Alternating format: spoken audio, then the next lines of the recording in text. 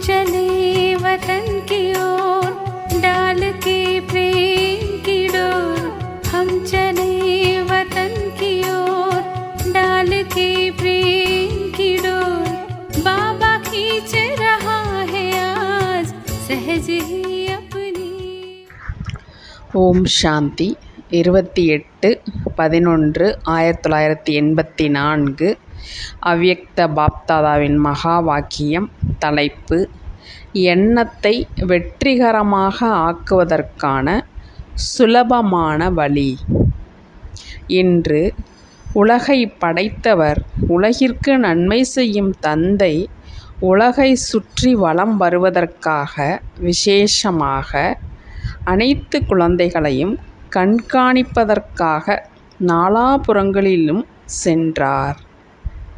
ஞானஸ்வரூப ஆத்மாவான குழந்தைகளையும் பார்த்தோம், அன்பான சகயோகி குழந்தைகளையும் பார்த்தோம், பக்த குழந்தைகளையும் பார்த்தோம், அஞ்ஞான குழந்தைகளையும் பார்த்தோம்.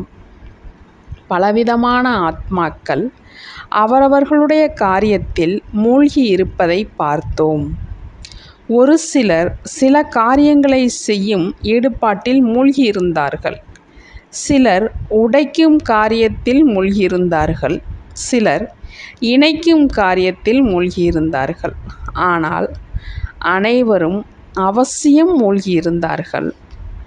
அனைவரின் மனதில் ஏதாவது கிடைக்க வேண்டும், ஏதாவது எடுக்க வேண்டும், ஏதாவது அடைய வேண்டும் என்ற இந்த எண்ணம்தான் இருந்தது. மேலும் இதே லட்சியத்தோடு ஒவ்வொருவரும் அவரவர்களின் காரியத்தில் ஈடுபட்டு இருந்தார்கள். எல்லைக்கு உட்பட்ட பிராப்தியாக இருந்தாலும் ஏதாவது கிடைத்துவிட வேண்டும் அல்லது ஏதாவது ஆகிவிட வேண்டும் என்ற இந்த முழு ஆர்வத்தில்தான் அனைத்து பக்கமும் பார்த்தோம். இவர்களின் மத்தியில் விசேஷமாக பிராமண குழந்தைகளையும் பார்த்தோம். பாரதம் மற்றும் வெளிநாட்டு அனைத்து குழந்தைகளிடமும் இப்பொழுது ஏதாவது செய்துவிட வேண்டும் என்ற ஒரு எண்ணம் இருப்பதை பார்த்தோம். எல்லைக்கு அப்பாற்பட்ட காரியத்தில் ஏதாவது விசேஷம் செய்து காண்பிக்க வேண்டும், மேலும் தனக்குள்ளும் ஏதாவது விசேஷத்தை தாரணை செய்து விசேஷ ஆத்மாவாகிவிட வேண்டும் என்ற ஊக்கத்தை பெரும்பான்மையான குழந்தைகளிடம் பார்த்தோம். ஊக்கம் உற்சாகத்தின் விதையை தன்னுடைய முயற்சி செய்வது, கூடவே நேரத்தின் சூழ்நிலையில் அனைவரின் மனதில் வெளிப்படையாகவே பார்த்தோம்.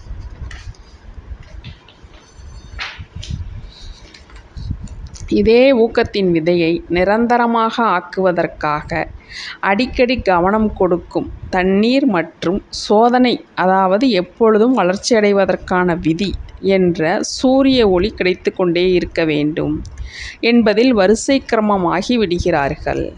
விதை விதைக்க அனைவருக்கும் தெரிகிறது. ஆனால் பலனை செய்து பழம் கொடுக்கும் சொரூபமாக ஆக்குவதில் வித்தியாசம் ஏற்பட்டு விடுகிறது. பாப்தாதா அமிர்த வேளையிலிருந்து நாள் முழுவதும் குழந்தைகளின் இந்த விளையாட்டு என்று கூறினாலும் அல்லது முழு ஈடுபாட்டின் வளர்ச்சி என்று கூறினாலும் அதை தினசரி பார்க்கிறோம். ஒவ்வொருவரும் தனக்காக மற்றும் சேவைக்காக மிக நல்ல நல்ல ஊக்கம் நிறைந்த, இப்போதிலிருந்து இதை செய்வேன், அப்படி செய்வேன், அவசியம் செய்வேன் என்ற எண்ணத்தை சிந்திக்கிறார்கள்.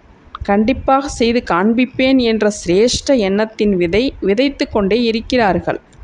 பாப்தாதாவுடன் ஆன்மீக உரையாடல் செய்யும் பொழுதும் மிக இனிமையான விஷயங்களை கூறுகிறார்கள். ஆனால் எப்பொழுது அந்த எண்ணத்தை, அதாவது விதையை நடைமுறையில் கொண்டு வருவதற்கான பாலனை செய்கிறார்கள் என்றால் என்ன ஆகிறது? ஏதாவது ஒரு விஷயத்தில் வளர்ப்பதின் விதியில் மற்றும் பல சொரூபமாக்கும் விசேஷத்தில் வரிசை கிரமமாக சக்திக்கு ஏற்றபடி செய்தவர்களாக ஆகிவிடுகிறார்கள். எந்த ஒரு எண்ணம் என்ற விதையை நன்றாக வளரச் செய்து பழம் கொடுக்க வைப்பதற்கான சுலபமான வழி ஒன்றே ஒன்றுதான். அது எப்பொழுதும் விதைரூப தந்தையிடம் ஒவ்வொரு நேரமும் அனைத்து சக்திகளின் பலத்தை அந்த விதையில் நிரப்பிக்கொண்டே இருக்க வேண்டும். விதை ரூபமாக உங்களுடைய எண்ணம் என்ற விதை இயல்பாக மற்றும் சுலபமாக வளர்ந்து பழம் கொடுப்பதாக மாறிவிடும். ஆனால் விதை ரூபத்தோடு நிரந்தர தொடர்பு இல்லாத காரணத்தினால் மற்ற ஆத்மாக்களை மற்றும் சாதனங்களை வளர்ப்பதற்கான விதியாக ஆக்கிவிடுகிறார்கள். இந்த காரணத்தினால் அப்படி செய்யலாம், இப்படி செய்யலாம், இவர் மாதிரி செய்யலாம் என்ற விஸ்தாரத்தில் நேரம் மற்றும் உழைப்பை அதிகம் ஈடுபடுத்துகிறார்கள். ஏனென்றால் ஏதாவது ஆத்மாவை அல்லது சாதனத்தை ஆதாரமாக ஆக்கிவிடுகிறார்கள். கடல் மற்றும் சூரியனிடமிருந்து தண்ணீர் மற்றும் சூரிய ஒளி கிடைப்பதற்கு பதிலாக எவ்வளவுதான் சாதனங்களின் தண்ணீர் மூலம் ஆத்மாக்களை ஆதாரம் என்று நினைத்து சக்தி கொடுப்பதினால் விதை பழம் கொடுப்பதாக ஆக முடியாது. எனவே கடுமையாக உழைத்த பிறகு அதிக நேரத்தை ஈடுபடுத்திய பிறகும் எப்பொழுதும் வெளிப்படையான பலன் ஆவதில்லையோ அப்போது நடைமுறையில் உற்சாகம் குறைந்து விடுகிறது. பிறகு தன் மீதும் தன்னுடன் இருப்பவர்கள் மீதும் சேவையின் மீதும் சோர்வுடையவர்களாக மாறிவிடுகிறார்கள். சில நேரம் குஷி, சில நேரம் சோர்வு என்ற இரண்டு அலைகளும் பிராமண வாழ்க்கை படகை சில நேரம் ஆட்டுகிறது, சில நேரம் ஓட்டுகிறது. இன்றைய நாட்களில் அநேக குழந்தைகளின் வாழ்க்கை முறை இப்படியாக தென்பட்டது. அதாவது இந்த வாழ்க்கையில் இருக்கிறோம், காரியமும் செய்து கொண்டு இருக்கிறோம், ஆனால் எப்படி இருக்க வேண்டுமோ அப்படி அனுபவம் செய்வதில்லை. எனவே குஷி இருக்கிறது, ஆனால் குஷியில் நடனமாடிக்கொண்டே இருக்க வேண்டும் என்பது இல்லை. போய்கொண்டிருக்கிறோம், ஆனால் அதிவேகத்தில் இல்லை. உயர்ந்த வாழ்க்கை உள்ளவராக ஆகிவிட்டோம், தந்தையின் குழந்தையாகி விட்டோம், சேவாதாரி ஆகிவிட்டோம், துக்கம் வேதனை நிறைந்த உலகத்திலிருந்து விலகி வந்துவிட்டோம் என்ற அதிருப்தியும் இருக்கிறது. ஆனால் திருப்தியின் இடையே அதிருப்தியின் அலை விரும்பாவிட்டாலும் புரிந்து கொண்ட போதிலும் வந்துவிடுகிறது. ஏனென்றால் ஞானம் சுலபமானது, நினைவு செய்வதும் சுலபம்தான். சம்பந்தம் மற்றும் தொடர்பில் விலகியிருப்பவர் மற்றும் அன்பானவர் ஆகி அன்பை திரும்பிச் செய்வதில் சில நேரம் சுலபமாகவும் சில நேரம் கடினமாகவும் அனுபவம் ஆகிறது. பிராமண குடும்பம் மற்றும் சேவையின் குடும்பம், இதைதான் சம்பந்தம் தொடர்பு என்று கூறுவது. இதில் எந்த ஒரு விஷயத்தில் எப்படி அனுபவம் ஆக வேண்டுமோ அப்படி செய்வதில்லை. இந்த காரணத்தினால் இரண்டு அலைகளும் இருக்கிறது. இப்பொழுது நேரத்தின் அருகாமையில் காரணமாக முயற்சியும் இந்த வேகம் நேரத்திற்கு ஏற்றாற்போல் சம்பூர்ண லட்சியத்தை சென்றடைய விடாது. இப்பொழுதைய நேரமே தடைகளை அழிப்பவராகி உலகின் தடைகளுக்கு நடுவில் துக்கமான ஆத்மாக்களுக்கு சுகம் நிம்மதியின் அனுபவத்தை செய்விப்பது, நீண்ட கால தடையற்ற நிலையில் இருப்பது தான் தடைகளை அகற்றும் காரியத்தை செய்ய முடியும். இதுவரையிலும் தன்னுடைய வாழ்க்கையில் வரும் தடைகளை அகற்றுவதிலேயே பிஸியாக இருக்கிறீர்கள், மேலும் அதிலேயே சக்தியை ஈடுபடுத்தி கொண்டே இருந்தீர்கள் என்றால் மற்றவர்களுக்கு சக்தி கொடுப்பதற்காக பொறுப்பாளர் எப்படி ஆக முடியும்? தடையற்றவராகி சக்திகளின் கையிருப்பை சேமிப்பு செய்யுங்கள். அப்பொழுதுதான் சக்தி ரூபமாகி தடைகளை அளிக்கும் காரியத்தை செய்ய முடியும். புரிந்ததா? விசேஷமாக இரண்டு விஷயங்களை பார்த்தோம். அஞ்ஞானி குழந்தைகள் பாரதத்தில் பதவியை அடைவதிலும் மற்றும் பதவியை அடைய வைப்பதிலுமே ஈடுபட்டிருக்கிறார்கள். இரவு பகலாக கனவில் கூட பதவிதான் தென்படுகிறது. மேலும் பிராமண குழந்தைகள் தன்னை நிலையாக வைத்துக் கொள்வதிலேயே ஈடுபட்டு இருந்தார்கள்.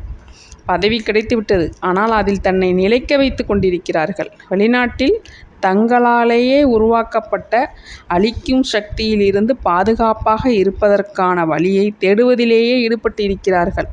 பெரும்பான்மையோரின் வாழ்க்கையாக இல்லை, ஆனால் கேள்விக்குறி ஆகிவிட்டது. அஞ்ஞானிகள் தங்களை காப்பாற்றுவதிலேயே ஈடுபட்டு இருக்கிறார்கள். மேலும் ஞானிகள் பிரத்யக்ஷாவின் கொடியை பறக்க விடுவதிலேயே ஈடுபட்டிருக்கிறார்கள். இதுதான் உலகின் நிலைமை. இப்பொழுது பிரச்சனையிலிருந்து காப்பாற்றுங்கள். பலவிதமான பிரச்சனைகளில் அலைந்து கொண்டிருக்கும் ஆத்மாக்களுக்கு அமைதியின் புகலிடம் கொடுங்கள். நல்லது. எப்பொழுதும் சம்பன்ன நிலை என்ற இருக்கையில் தன்னை நிலைநிறுத்தி வைக்கும் தன்னுடைய மற்றும் உலகின் தடைகளை அளிப்பவருக்கு விதைரூப தந்தையின் சம்பந்தத்தினால் ஒவ்வொரு சிரேஷ்ட எண்ணம் என்ற விதையை பலனளிப்பதாக ஆக்கி பிரத்யக்ஷ பலன் என்ற பழத்தை அருந்தக்கூடிய எப்பொழுதும் திருப்தியாக இருக்கும் திருப்தி மணி குழந்தைகளுக்கு பாப்தாதாவின் அன்பு நினைவுகள் மற்றும் வணக்கம். तुम बच्चों को तो सर्विस करनी है जो बाबा कहते हैं सबको ये बताओ कि देखो तुम्हारा एम एंड ऑब्जेक्ट ये है, एक गीता है बगैर ये राजयोग है नहीं बच्चे. कैसे है राजयोग? बिल्कुल सहज है कि बाप को याद करो तो ये वैसा मिलेगा तुमको. ओम शांति.